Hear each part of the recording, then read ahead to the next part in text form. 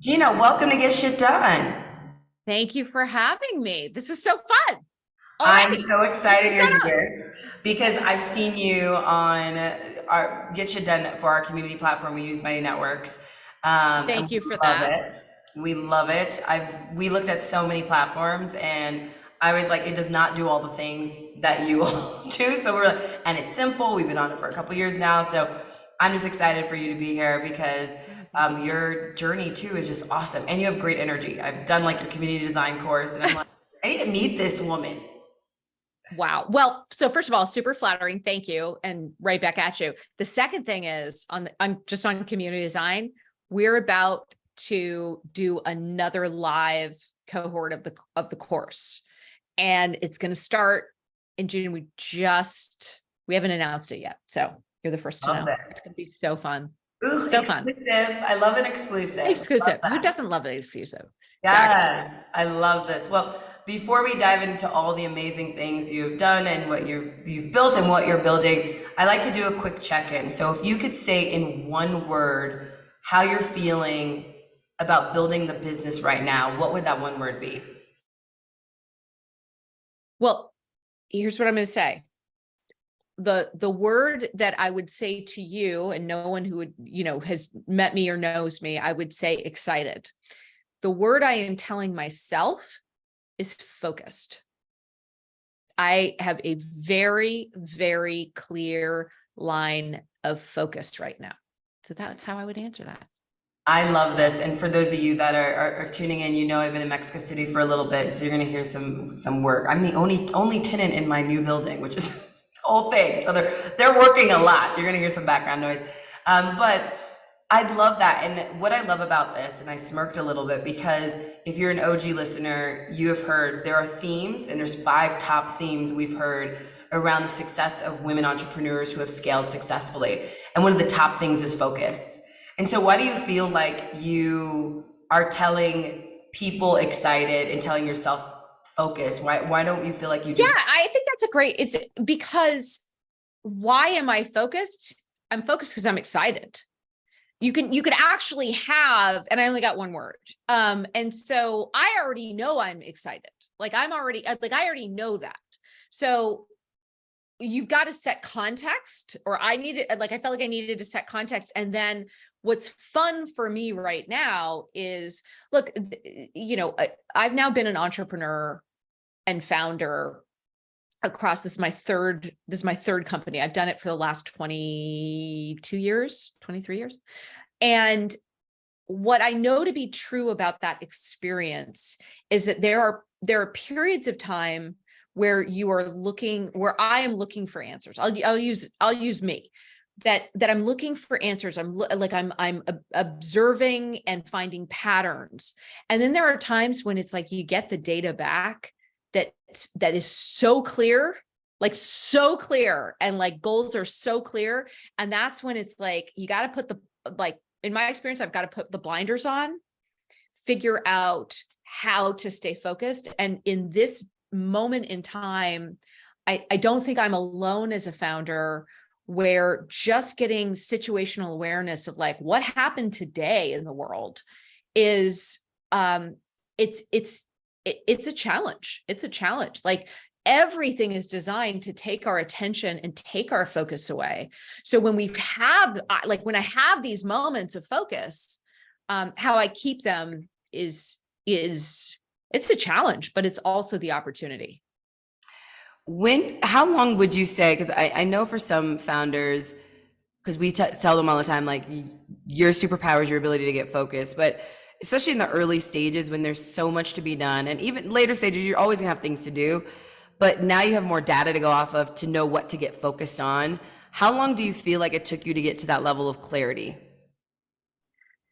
So I think there are faster ways, I think a more actionable way of answering that question is there are better and more efficient ways to get to clarity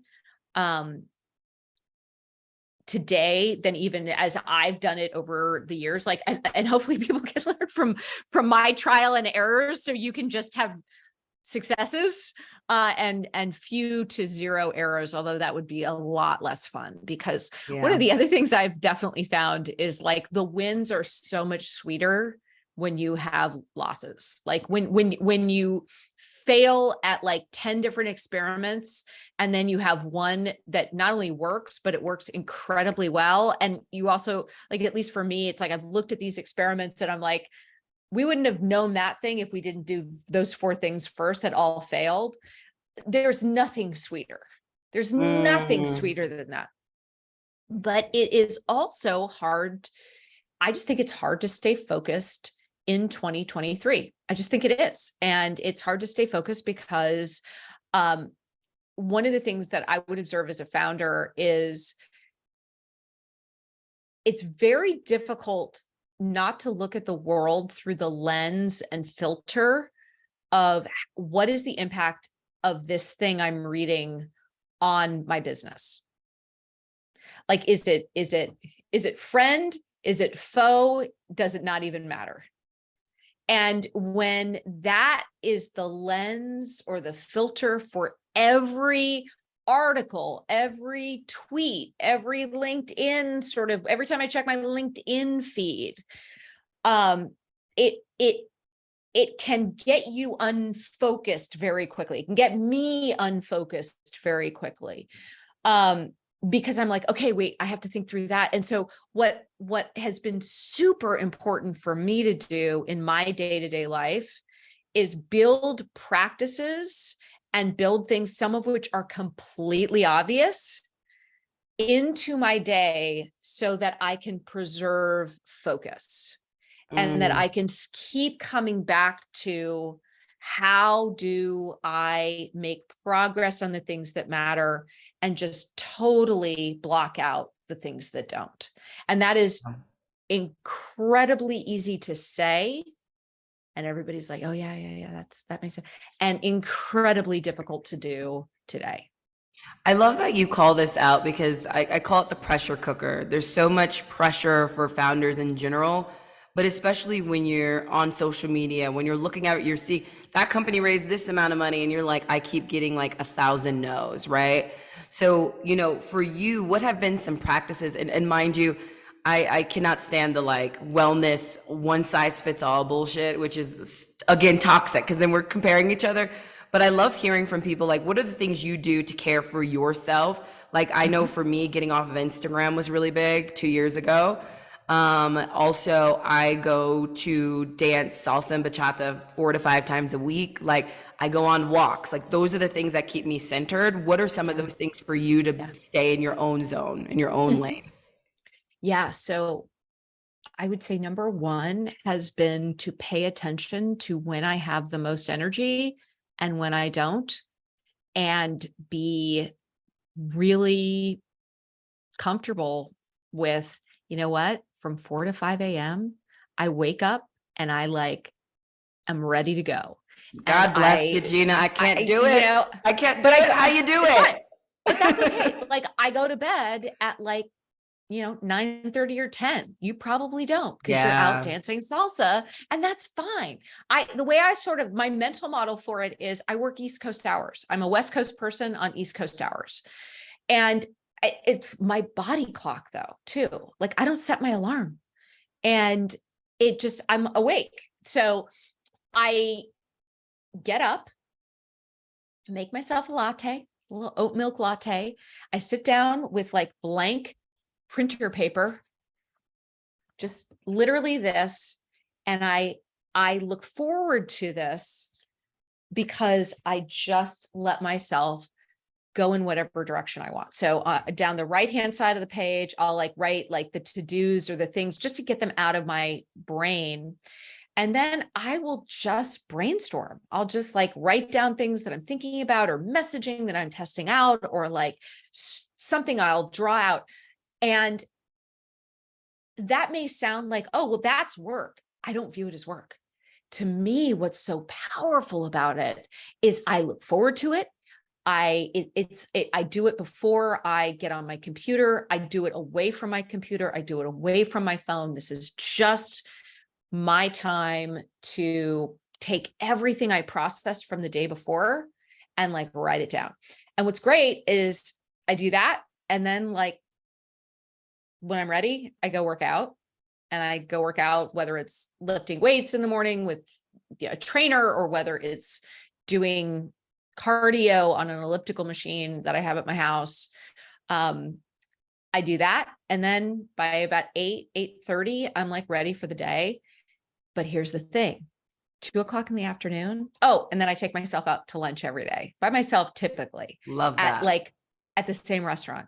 The thing that's beautiful is it's social, it's efficient. It brings me joy. I look forward to it. I come back from it. I'm like ready to go. But here's the thing. If I try to write anything at like 2 o'clock in the afternoon, it's trash. Like it's magical first thing in the morning. It's trash at 2 o'clock. I get my second wind at about 4 or 5. And then I can like do like, and I basically am like, okay, I'll do some fun stuff right now. But what I found is when I made that shift from, look, my hours are kind of weird. Like I work weird hours. I'm okay with that. And instead, really just embrace it. I have found that I've unlocked things as a founder that have been incredibly helpful to our business. I can focus more effectively. I can feel really accomplished because I can get a lot more done, because I'm getting like the things I can get done in that sort of golden window at the beginning of the day, I could not get done in the afternoon. Like, Yes. or without like staring at it for 3 hours. And when this may sound obvious to everybody, but I didn't give myself permission or make this shift until COVID, until I started working from my house and our team went remote. Because the reality is when you dress up for work and you like go to your office, it's very difficult to be doing creative work in your workout clothes and then go work out and then, start your day. And then at 2 o'clock, like maybe take a 30-minute nap. It's just, so to me, that's kind of how it's not every, I have found that I really enjoy my work. I feel like I'm doing better work. I feel like I'm doing it more effectively. And I have these sort of practices that allow me to feel really good about my days and feel really accomplished. And it's rad. I think the most important thing that you're talking about here is, again, the permission, because back to your point, it's so easy to not be focused because we're looking at all this information we're getting. So one of the things, similar to you, I'm a 3-time founder, like it's really the only career I really know. And my first company, I struggled a lot because I was looking at these articles on Inc. or Entrepreneurs saying, here's the habits of the top successful people in the world. They wake up at 4 a.m., they go do a marathon, and I was just like, no. And to your point, that's why I don't like. You forgot that the cold plunge. Oh, the cold plunge where I'm like, no, bro. I'm like, I'm good. I think what you're saying is so important. Like, I'm really obsessed with human design. Like, how are you designed best to show up in the world? I know for me, like you're saying 4 o'clock, you get your second win. I'm dead to the world by then. No one gets on my calendar. No one talks to me. I get my second win. I'm like a night owl. I get my second win after 9 p.m. After I've done dance classes, I come home and I'm like focused until like midnight to 1 a.m. And so I love that you're bringing this up, because I think for entrepreneurs, it's these little things that help us get focused, that we're like, you can be in your project management system, but if you are not operating the best way that you were designed, it doesn't really matter. So I love that you plugged that in. And I want to kind of go back before we get into your companies. I want to go into what the hell were you doing before you became an entrepreneur? You said you'd been doing this for over 20 years now.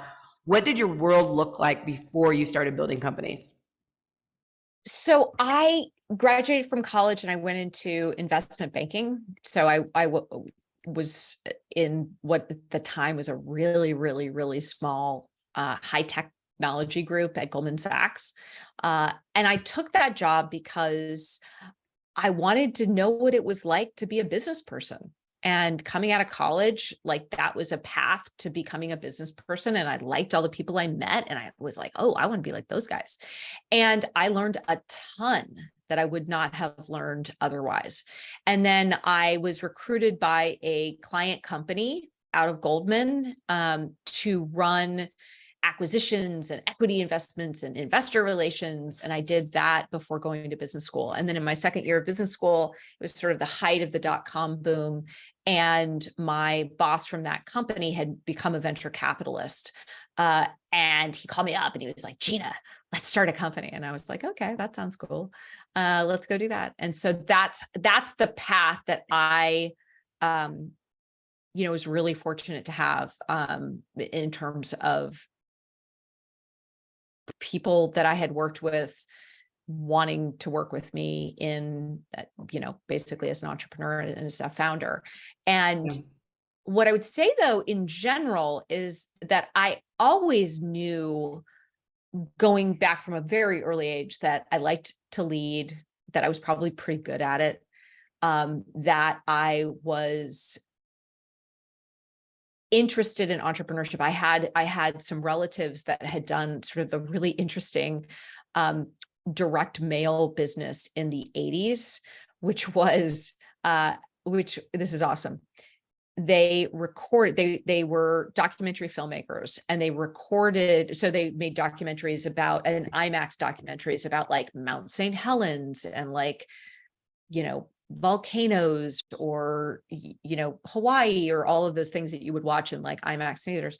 And what they realized is that they could record military runs where, they do those cadences as they're called. And it's like, those would be great to sell to people that were in this new category of jogging. And so they made this incredible business selling in the back of magazines, cadences that you could run to. So instead of like a mixtape on your, on your phone, it was cassette players on your Walkman.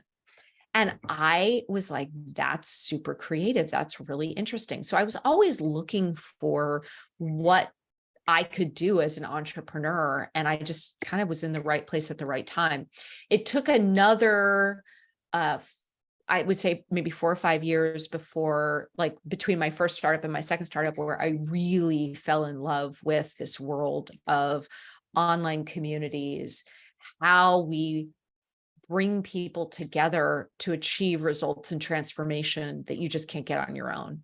And when that happened, I was like, this is what I'm going to do for the rest of my life in one way, shape, or form. So if we go back to that first company, I love that you talked about like the inspiration, like, wow, I saw this. Because I think the most important thing that I think of, like as a sociologist, is context matters. Like the reason people do the things they do is from their own specific experiences that inspires them to go and do the things. Yeah. And so you had that venture capitalist that came to you and said, let's start this company. What was that first company?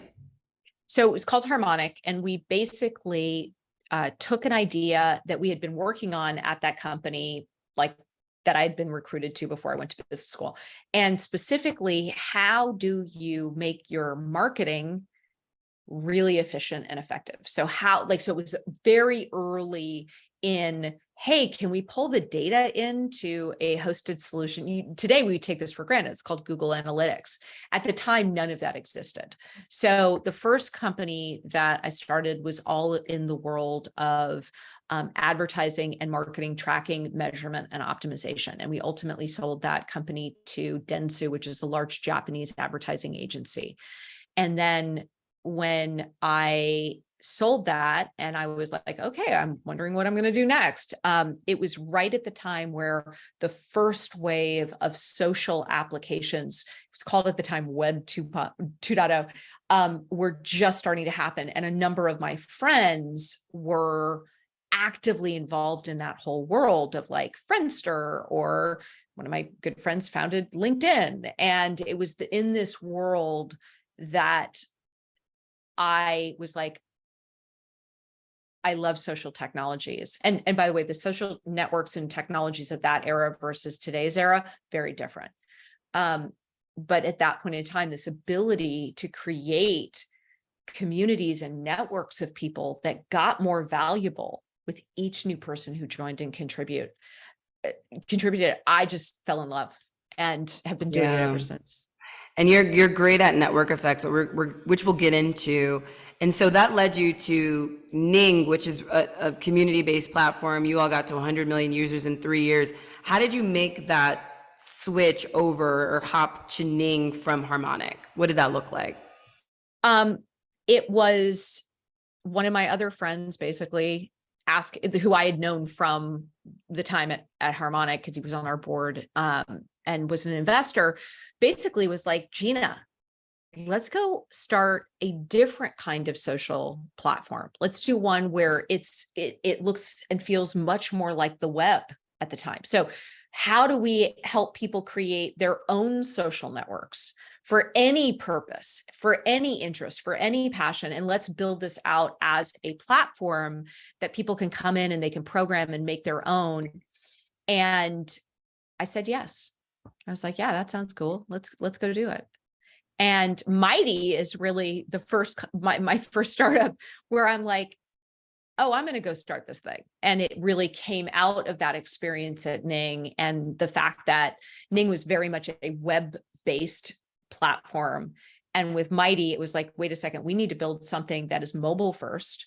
We need to build something that is subscription-based, and we need to build something that can scale and evolve in ways that are really flexible, given what the modern entrepreneur, the modern creator, the modern brand wants to do. What do you feel, because I'm excited to get into the case study of Mighty Networks, what do you feel, because Ning got to amazing growth in such a short period of time, you did really well at Ning that from a growth perspective that you took to Mighty Networks to say, ooh, I have somewhat of a playbook that I can use here? Yeah. So here's what I would actually say about growth is that there is no playbook for growth. And anybody who says that there is wrong. Like, there are things you can do, and there are like what I would say is even more important is that you or any of us really build a practice around what's called an OODA loop. So you observe, you orient, you decide, you act, and then you observe again. That is actually more important than any growth playbook. And here's why.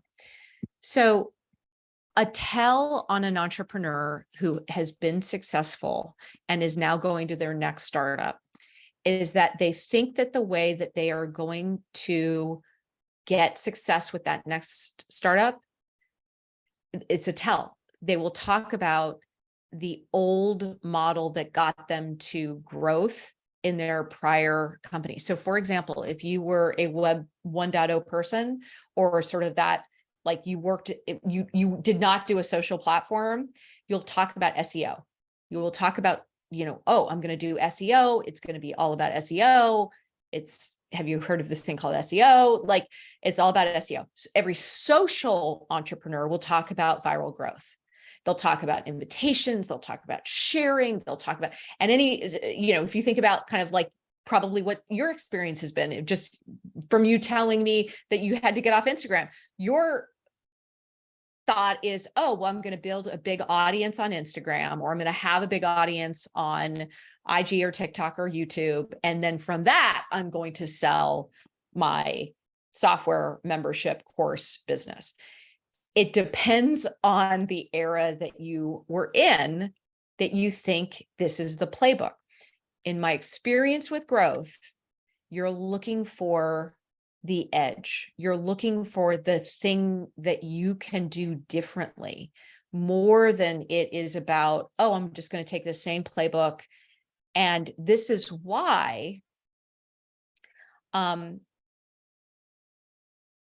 success is not guaranteed. And this whole idea of like, oh, like, they're such a proven founder and it's all about putting money against the founders, or, any of those things, because the market is so dynamic, things that worked even 6 months ago may not work anymore. Yes. I love that you're mentioning this, because even when we talk, like, we'll call our conversations here growth playbooks, But we always say there's no silver bullet. You're literally just learning from people's failures more than their successes, honestly, what worked, what didn't. But Interesting. realizing, I would challenge that. I would go for say it. you are learning from people's, it is so much easier to learn from success than failure. Tell me more. What I'm actually, it's just when you, I'll just like, our team is running experiments every day, multiple times a day. Like we always have new data coming in. When you have 10 failed experiments in a row, you're like, I don't know what to try next. Like you have to actually stay at it. Now, you have one success, you're like, hold up. If that's successful, I can try these 4 other things to see if they're successful. So what a success gives you is it gives you signal of where to go experiment next. Absolutely. But to your point of earlier, even saying like, it's just staying focused to get to that level, right? And like, that's what, when I think about the failures, like my grandmother calls us the microwave generation. She's like, you all just want it instantly. And so you're saying we had to keep our head in the game and keep getting through those failures to get to this success. Because I do agree with Yes. you. Success gives you that momentum for sure. Like, oh, we have like there's a little bit of gold here now. Yeah. Okay, where Yep. can we go next? So I think they're just Yeah. as important, but I think where a lot of people tap out is like they fail once and they're like, I'm done. Yeah. No, and we absolutely. So the there are all sorts of amazingly accurate cliches for this. You know, there's the Churchill quote about success is being able to move through failures and not actually get demoralized. Just keep going. There is the Jeff Bezos, today is day one. And sometimes when you have had a string of failures, being able to get up in the morning or when you're in your zone at night and being able to start that push, that moment of hopefully flow, because that's really what we are talking about. Like you're talking about getting flow late at night. I talk about getting flow first thing in the morning. It's flow. It is starting with what do I know right now? How do I start by observing? And anything that becomes a mantra for any of us that can get us in that headspace is great. I totally agree. I totally agree. So we're now at Mighty Networks. One of the things you Mhm. learned, momentum wise, the gold, like some of you probably had some failures at Ning, but the thing you learned was mobile first. Because like you said, markets change. We need to create Yeah. this this space for creators that go beyond just the web. Where are people now today? How did we Mhm. get to Mighty Networks? Like, what was the thing for you where you're like, I need to go build this thing? And what problem do you feel like it's solving today? Yeah. So I'll start with what problem I think it's solving today, and then we can work backwards. There is no other place where you can start a business that has community kind of at its core, which means that you can build your own network effect. You can create something that gets more valuable to every member with each new person who joins and contributes. Why does something get more valuable with each new member who joins and contributes? It's not just money. It's they're sharing their stories, they're sharing their experiences, they're sharing their ideas, they are creating a culture where you can build new practices, where you can build new habits or change habits, where you can get situational awareness, which sounds so formal and lame, but essentially means like you can learn about what is happening in the world much faster when you are in a community. And all of that leads to people being able to accelerate the results and transformation that they want to have in their lives, the goal of that community. Now, if you put that at the center, Mighty is the only place where you can turn that into what we call a value journey, so that you can create memberships, you can create courses, you can do live streaming, you can have events that take somebody from what we call your big purpose or the motivation for your community. What is the promise of your community? What is the promise of your business? Take them into potentially a low priced course that then for alumni of that course has an ongoing membership, that then also within that ongoing membership, you can launch the next level up of course, that you could ultimately turn it into your passion, your idea, turn it into a certification that then allows other people to take and bring more people into your business, your community, your network. Today, if you want to do that, if Mighty Networks went away tomorrow and you wanted to do what I just described, you're going to basically buy about 10 different platforms. You're going to have your community in one place, your courses somewhere else, your events in a third place, your live streaming in a fourth place. And then the other thing that Mighty does pretty uniquely, well, very uniquely, is you can put that entire business of a modern membership and course business on your own branded apps, have them in the App Store, have them in your members' pockets. And that's just not possible anywhere else without custom development. I love that. And something that's really interesting when I think about community, because there's a lot of brands, companies that we're actually talking to, a Fortune 500 right now that came to us. They're like, we could build community, but like people are not going to come to us for the vertical we're in. We just want to go to people that are already doing it well. And so many people see it as a marketing tactic, which I think is such a missed opportunity. And what I love about some of the things you've referenced in have referenced in other interviews is around this creator middle class. And that's something that's really important to me around entrepreneurship, because I talk a lot about this when it comes to entrepreneurship middle class. Right now, the way we look at it or the way it's functioning, it's very much what we see in income inequalities. It's that you're either in the top 1% or you're everybody else and you're behind. But I'm like, strong ecosystems have a strong middle. And so when I think about community, a lot of people think I need thousands of people here. And some of the communities I'm in that have that many people, I feel like they're not even that effective. What I love about what you all do is that you're like, you can have 30 people here all working towards something really important together at the same time and be just as powerful. So what would you say to entrepreneurs and creators that are listening to this saying, I've really been interested in building community, but I don't want to be just another community out there that is basically crickets. There's nothing happening. Yeah. So a couple of different things that I think are that you raised. So number one, I think an entire generation has been turned off to community, because when you think about community, it's either Facebook groups, which are very hard to make productive and build great cultures in for a variety of reasons. Happy to go into detail there. Number two, because we talk about audiences in social media as community, they are not.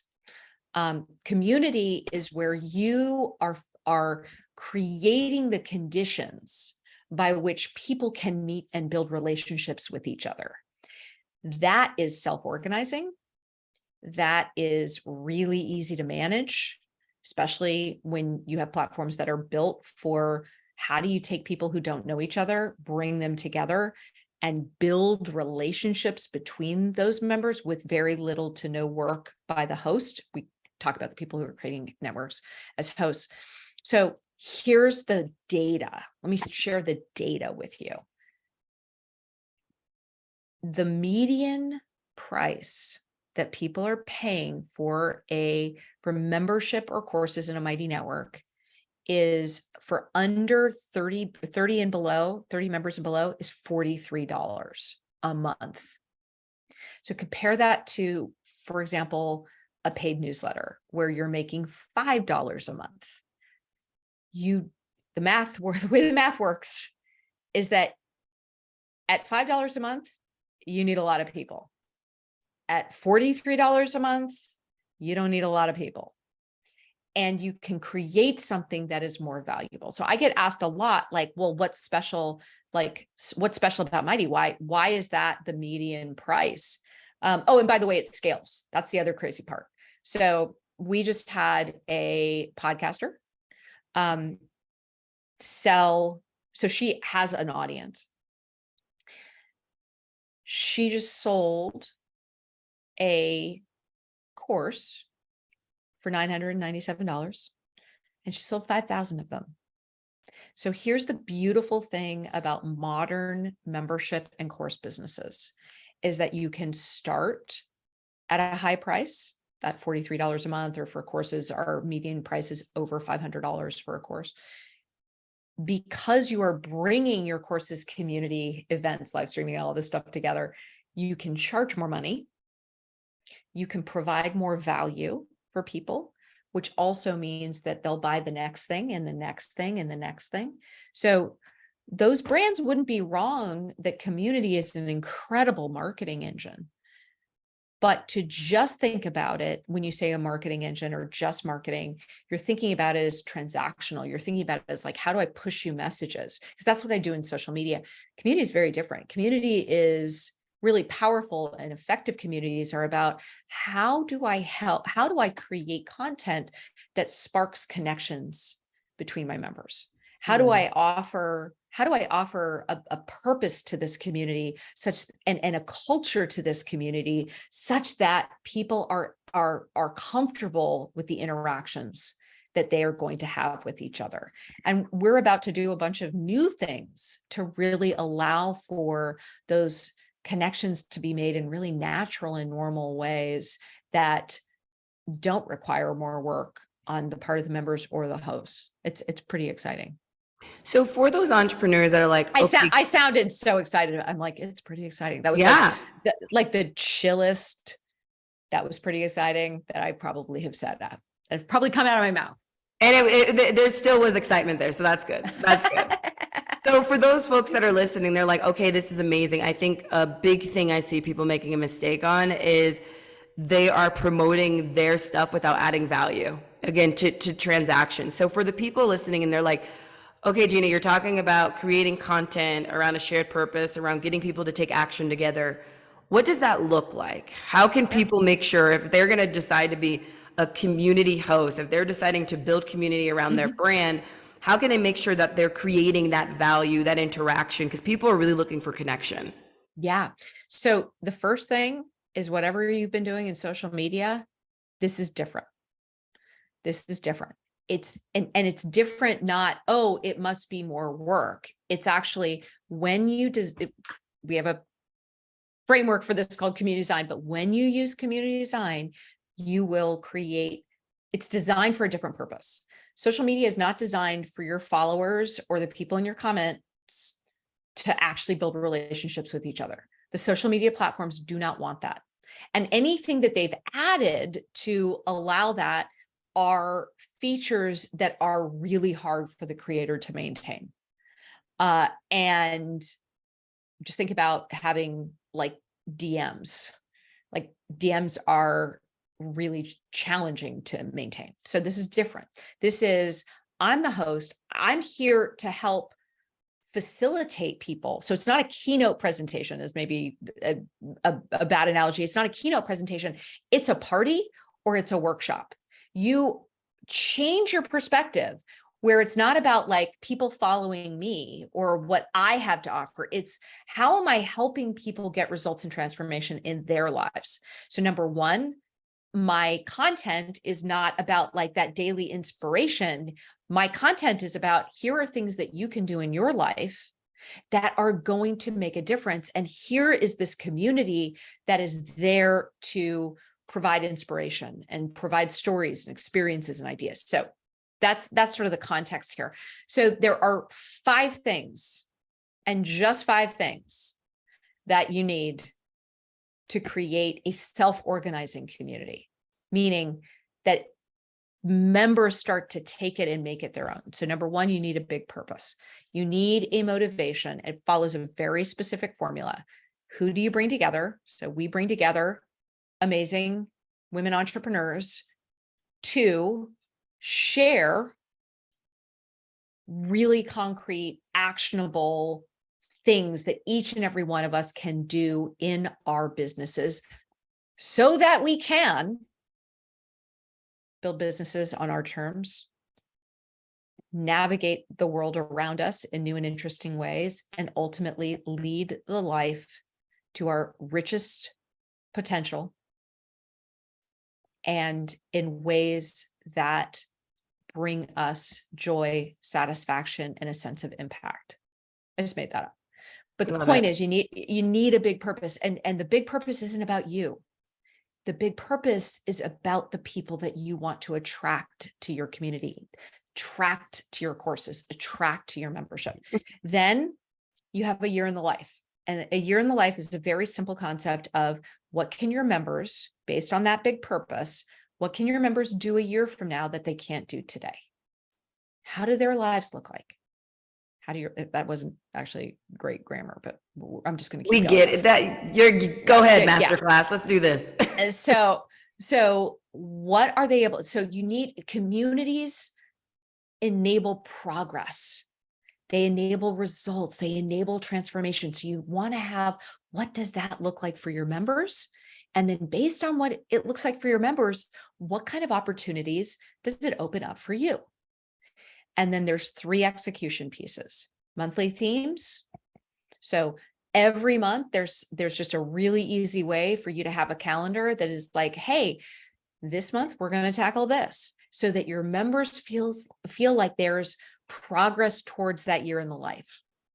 So monthly themes, and then to build a habit. So monthly themes brings diversity and excitement. A weekly calendar brings habits. They make your community a habit in people's lives. So every Tuesday morning at 9 a.m., you know, whether you come back to the community or not, you know, you're going to get a notification that talks about Tuesday is our day to really think about the back of the house, or Tuesday is our day to think about marketing, or whatever that might be. And then the last piece is daily polls and questions. So how do you bring that connection point between your members? How do you spark connection between your members?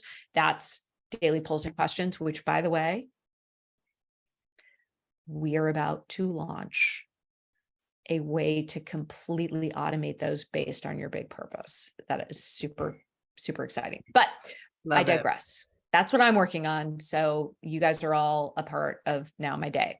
But when you think about just those 5 things, a big purpose, a year in the life, monthly themes, weekly calendar, daily polls and questions, you set that up, you model it, it takes on a life of its own in all the right ways.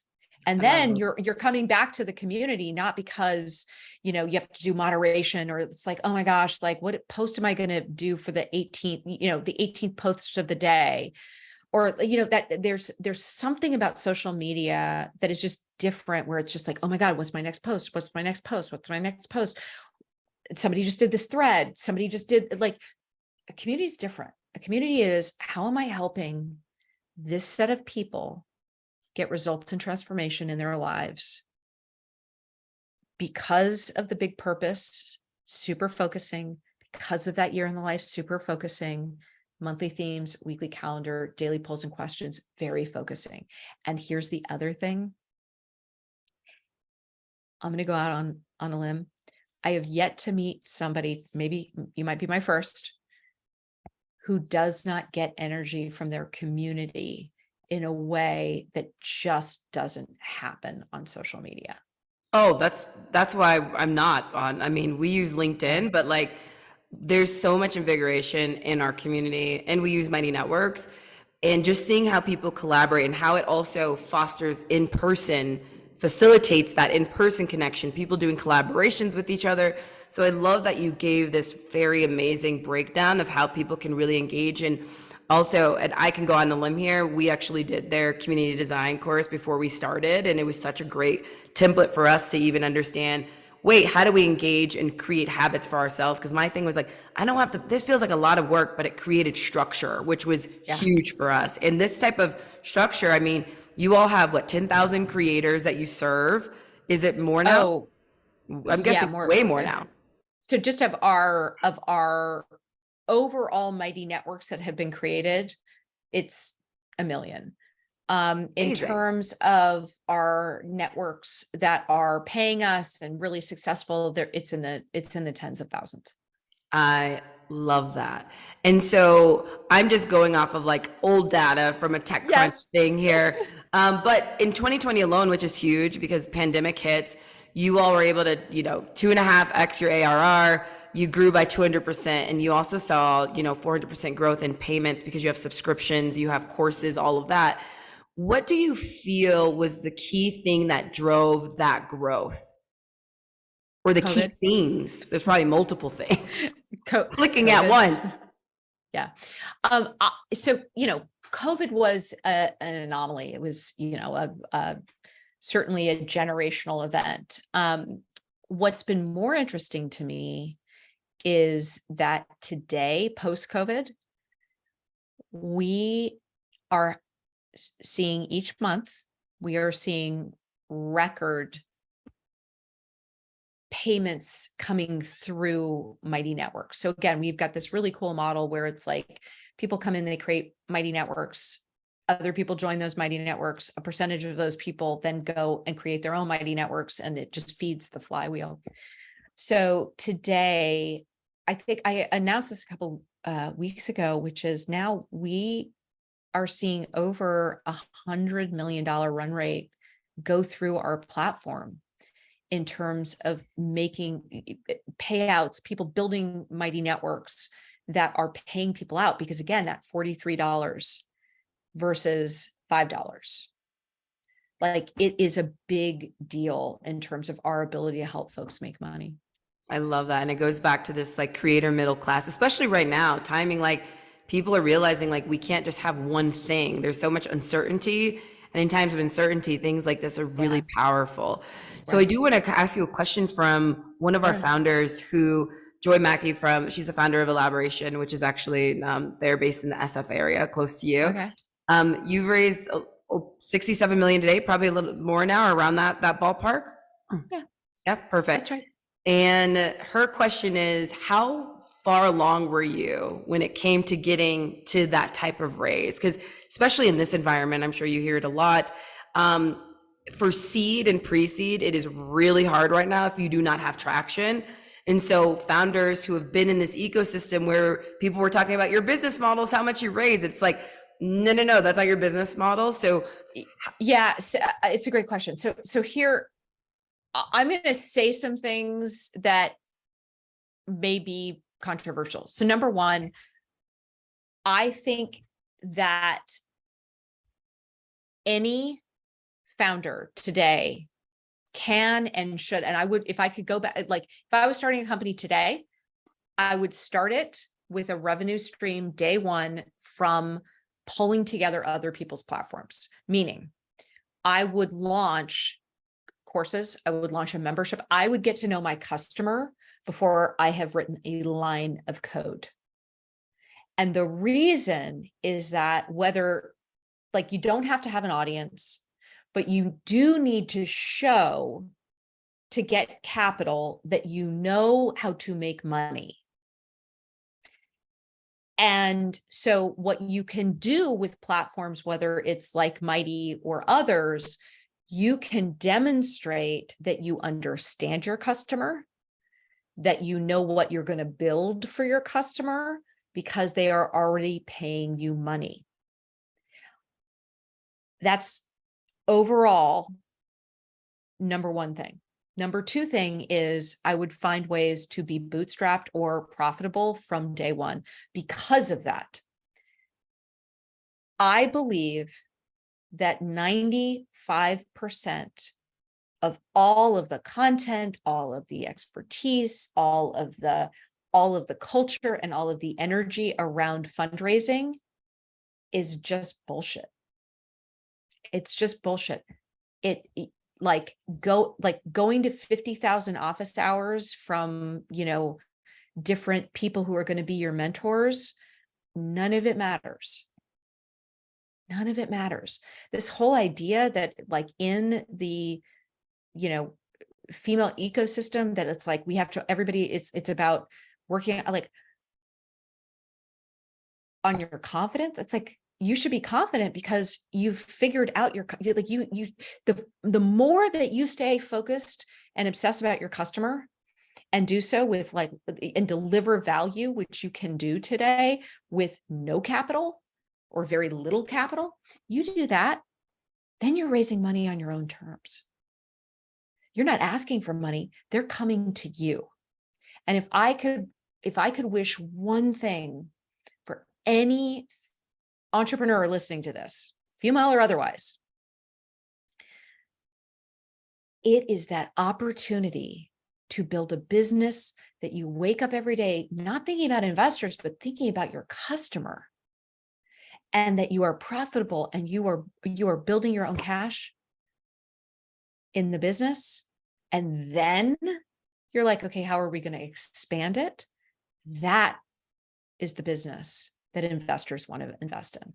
They may not tell you that, but in my experience, being a part of a process that is designed to feel like you are doing it, especially as a woman, doing it with like 100-pound bag of rocks on your back.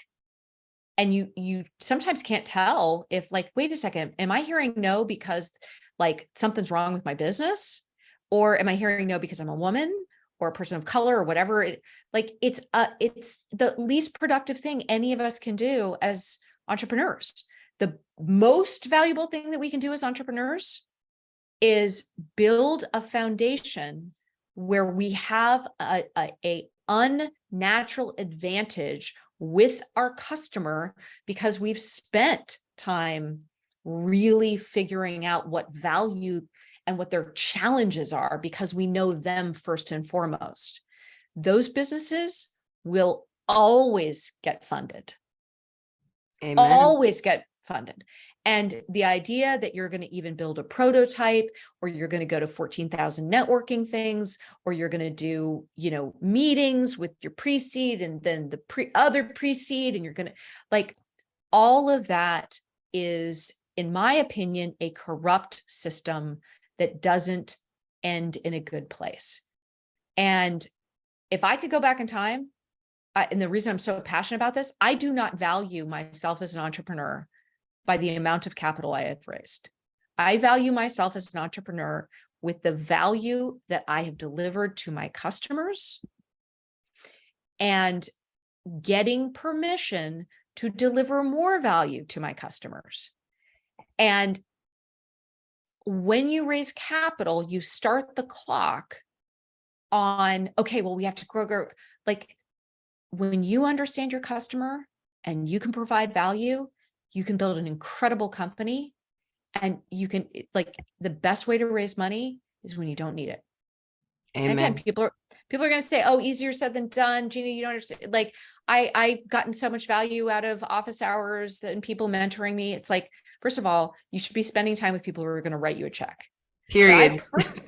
Like all this sort of mentoring stuff, it doesn't lead to checks in many cases. It leads to more mentoring or more sessions or more this or more that. What you want is this ability to know your customer and wake up every day thinking about your customer, because ultimately at the end of the day, that is what every business is here to deliver. And they are your best investors. I love that. And if you're an OG listener, we preach that a lot. So thank you. That is one of the most eloquent ways we have broken that down here on this podcast. So my final question to you, and you've already talked a little bit about this, is we do this and we exist in the world because we bring, like, our purpose is bringing together women entrepreneurs to scale generational impact. So it's not just about building big businesses to build big businesses. It's what can we accomplish with those businesses, serving our customers, serving our community, serving our families, ourselves, creating our version of wealth. So when you look at Mighty Networks, what does scaling generational impact look like to you today? I mean, at the end of the day, it means helping people make money and create profitable businesses from day one. Love and that. not needing custom development and not needing investor capital and like not needing all of these things that used to be very, very expensive. Yes. So So for the folks listening in, based on that goal for scaling impact, what are you working on today that for the folks listening in, how can they support you in getting to that vision of impact? There are so many things. Here's what I would say. In the show notes, I'm going to offer a number of things that anybody listening to this podcast can actually be a part of, whether it's the new community design, whether it's some of the new things that we're building into Mighty, especially around what we call Mighty Co-host, which is the first AI community builder that we are about to unveil to everybody across Mighty Networks. It's just an exciting moment in time.